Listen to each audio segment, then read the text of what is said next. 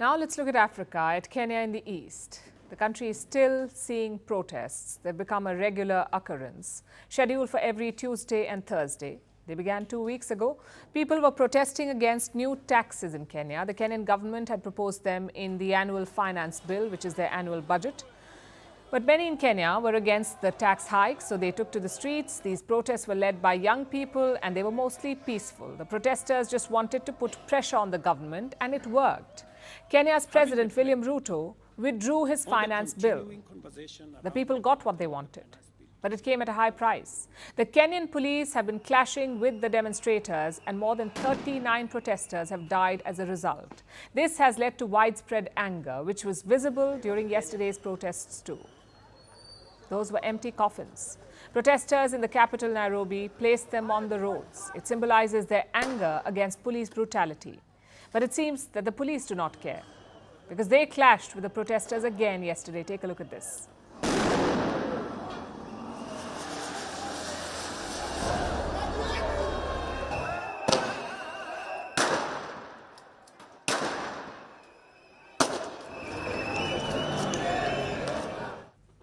It looks like a war zone. The police are firing tear gas, rubber bullets, and sometimes even live ones. And Kenya's President William Ruto tried to justify this. I have kids like they do, and I care when there are issues in town where criminals can take advantage of situations and create a situation where the police have to use rubber bullets, the police have to use live bullets in some cases, because that is what an independent police service has to do. Ruto said that criminals were taking advantage of the peaceful protests. Looters are mixing with the crowd and wreaking havoc. He's not wrong about this. Yesterday, some people in plain clothes were seen carrying weapons. And this is Kenya, not the US. Openly carrying firearms is not common in Nairobi.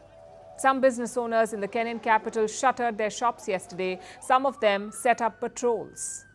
They carried wooden clubs to scare away the looters. I sell clothes and shoes. I can't accept you to send me back home. Now it is a must that I defend myself and my business, and that is why I am carrying this baton, and I will do anything to protect my business. So some bad faith actors have infiltrated the demonstrations. The once peaceful protests are turning increasingly violent. It is causing the organizers to rethink their strategy. Critics believe that the bad actors have been planted by the Kenyan government to give the police an excuse to crack down on the protests. But they don't have concrete proof of it yet. So some organizers want to delay the next demonstration. Remember, the protests are scheduled for every Tuesday and Thursday. So the next one should take place tomorrow, but instead, some protesters want to reassess the situation. After all, the protests have transformed over the weeks. They began with a call to reject this year's finance bill, which has been successful. The new demonstrations do not seem to have an end goal. Many are calling for President Ruto to resign, but he has not shown any signs of doing so. Kenya's next presidential election will take place only in 2027. If the protesters want him out, perhaps they should do so via the ballot. If not, they may have a long battle ahead.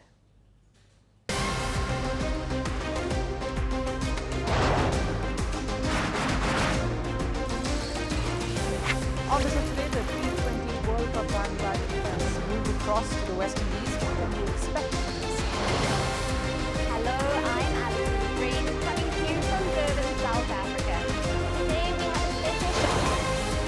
Start with a report on India's shifting nuclear posture. The first time since India officially became a nuclear power. Hello and welcome to Firstpost America. I'm Eric Ham, coming to you live from the nation's capital.